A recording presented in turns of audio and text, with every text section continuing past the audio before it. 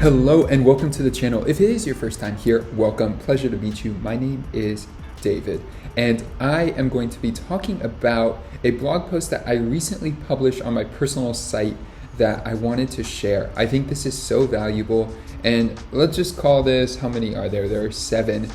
Let's call it, 7. 7 tips for communication for a remote team. Let's get into it. And just before I begin, please like, subscribe, and hit that notification bell. It lets me know that you got value from this content. Lets the YouTube algorithm know some stuff as well, but it lets me know that you got value from this content. And so let us begin. Okay, these are the things. Now, let me give you a little bit of background. From June, it is June 2021, June of 2020, a year ago, I started my agency and we were 0 team members.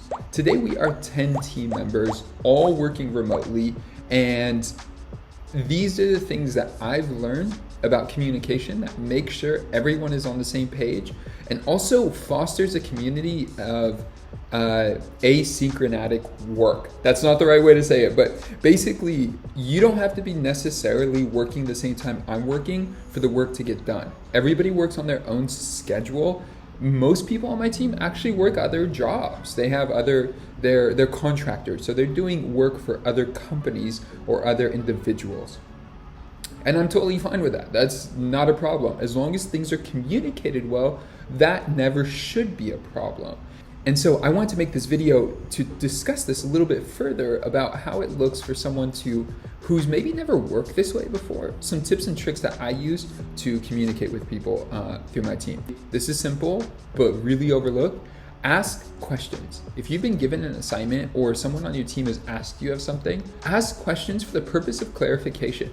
The reason this is important is because when you talk to someone and they say, hey, I'd like you to get this done by tomorrow, it's a brand new task or something that seems similar to what you've done before, but a little bit different, whatever that may be, once they ask you, once they make the request for the task, if you ask a question or two, number one, what it does is it confirms with the person who gave the task that you have a good sense of what the task is. Have you ever gone through something where you assigned something or you were assigned something and the person who assigned it after the fact, after you did the work is done, you look at it and you don't like it, they don't like it, or what they asked you was something totally different. And it could have been one word that was missed or one word that was misused by the person giving the task. Whatever the case may be, at the end of the day, if you ask more questions, it helps, number one, align both of you to make sure you're both talking about the same thing. Number two, it's a sense of ownership. It really shows that you are on top of the work, and it shows that you are fully confident that you understand what needs to be done. So if there's anything outstanding, you can cover that. So ask questions to ensure you understand the task at hand.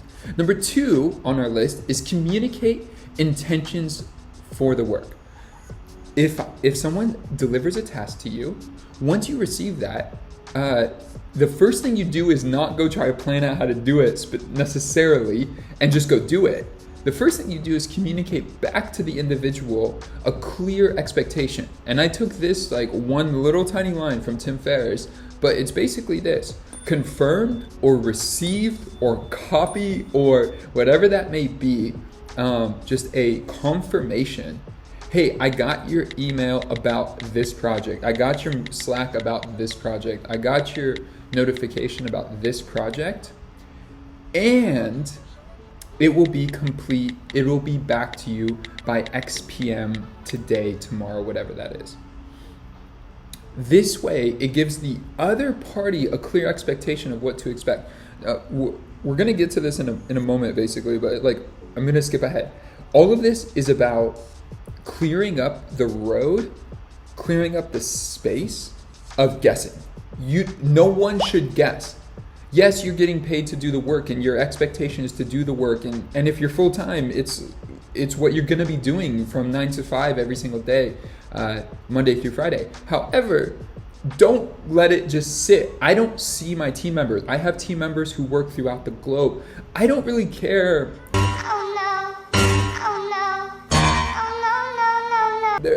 It's not 100%, but for the most part, I don't really care when they work, but I want to know that they are working or that things are getting done or where things are at. at all times because they're not sitting in the same room as me. I'm sitting in my home right now and they're sitting in their homes working. So this really helps in that process. Now, number 3, communicate when the work is complete. A few days ago, you said you would have something done by X p.m. today. When it's done, don't just post it in Notion or don't just post it in whatever software tool you have, or don't just do the updates to the website without notifying the other team members that the work is complete. Even if you put it in their Dropbox or their Google Drive or whatever it is, and those apps will notify the person, you still want to spend that few extra moments to send an email, send a confirmation that the work is complete. Yes, this is a lot more communication, but over communicate where things are at and where they're going. Number 4, this is a repeat of number 1.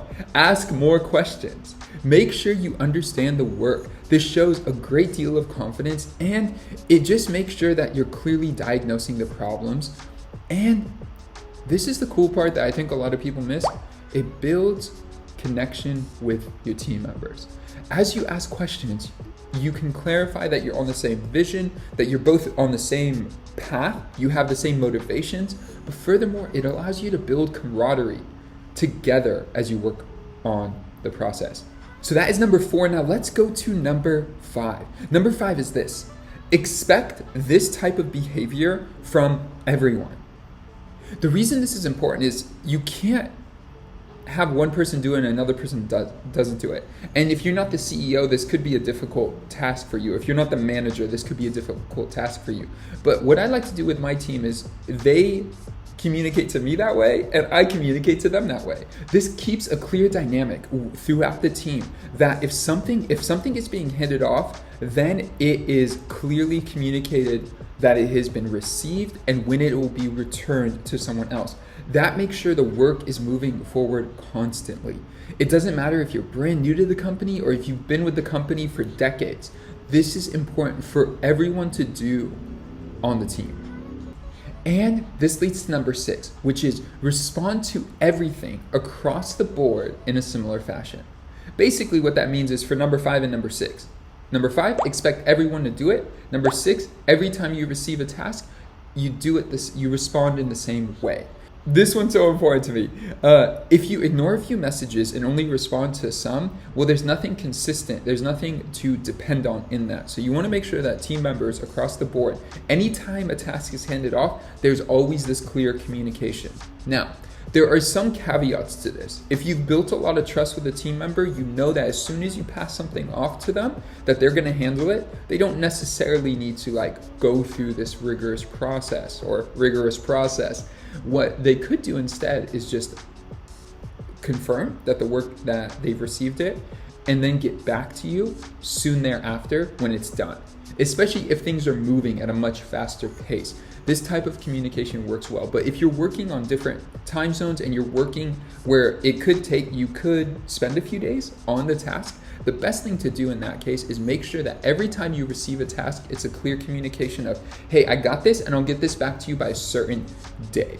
Now, I want to make one major caveat in all of this, especially because I believe in remote work and working not at the same time. So your schedule doesn't dictate my schedule doesn't dictate your schedule. I may be in deep work and you may be handling a lot of various non-deep work tasks.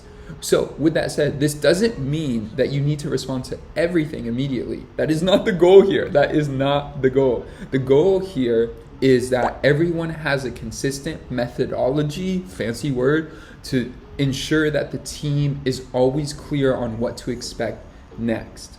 Now, number 7, this is a bit of a bonus. Let's talk about this. If you have a task that's part of the funnel, I really think about our video editor who's editing this video here. He edits videos that are in a queue. So say there's always 5 or 6 or even 10 videos in his queue. Well, what he does is every single day or week or whatever it may be, but because he doesn't constantly get specific tasks assigned to him, he just has a queue of projects to do. Because it's set up this way, what we've done is we set it up like this. So every single morning when he begins work, he sends a message, something to the extent of, I'm working on video, blah, blah, blah. today, title of the video, and I plan on completing it by X PM today, tomorrow, the next day, whatever that may be.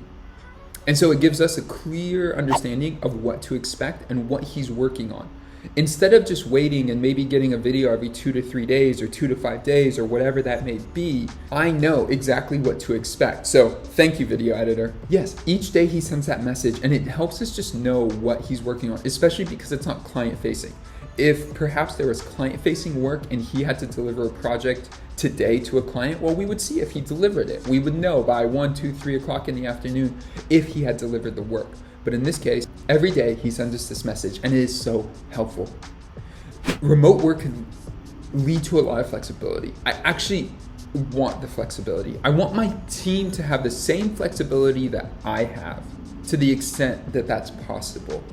One of the biggest challenges I see is that some work gets done, or someone is maybe nervous or just not used to this type of work.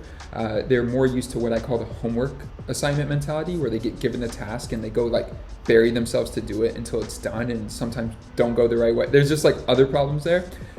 They don't really ask questions. They just go do the work even though they might not be clear on what the work is. What this really helps accomplish is it builds trust. And there's this sense of like a trust battery that you're building and building and building and energizing as you communicate more and more and more, which builds connection with your team, so that if you pass something to them and they don't hear from you for 6 hours, 12 hours, or 24 hours, it's more than fine. Because they know that that's a one-off occurrence, it's not normal behavior, and that the tasks at hand are gonna get handled, that you always handle your work. And it doesn't always come down to, you want to avoid it coming down to, I thought you said this, and then a week later a new task, I thought you said this, and a week later I thought you said this. You want to avoid that as much as possible. You also want to avoid wasted effort.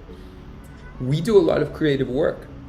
We put out a lot of content, and because of that, that means that a lot of the stuff we do is new. And when things are new, that means that there's factors that need to be spelled out as we go. They're not perfect formulas. It's not, we're gonna make a cheeseburger. What's in a cheeseburger? Cheese, bread, meat, lettuce, tomatoes, sauce. That's obvious. You could have your own spin on it, you could have your own products, but at the end of the day, these 6, 7, 8 ingredients are what make the burger. In this case, with work, when you're creating a new piece of content, one might require way more effort than another. It's not so cut and dry. Sometimes it is, most of the time it isn't with the creative process. So don't let other people guess that you are working. Communicate, over communicate, send the message to 2 or 3 places. One of the things I really appreciate about my assistant, and I've made this joke before, is basically, I know that if something is needing to be done and she needs me to get it done, what I'll get is not just, I'll get a text message, I'll get an email, man, I'll even get a letter in the mail to make sure it's done. That's not true, she's never sent a letter in the mail, but I want to highlight that point, that it's something that I know for sure there'll be clear communication about anything, and then when it gets done, I will know for sure it's been done. It's not something that is just assumed. Even if there's a board, you're using like a project management system and a lot of stuff is checked off, it's good to check those things off and they all disappear, but still communicate clearly, I have accomplished A, B, and C. And if you're a freelancer, it's a selling point. Always highlight everything you're getting done. Don't just do a bunch of work and the client doesn't really even know that you're getting a bunch of things done for them. Let them know everything you're doing. Over communicate your value. You're highlighting your value as you communicate these things as part of the team. Anyway, that is the end of my rant. Please check out the link below.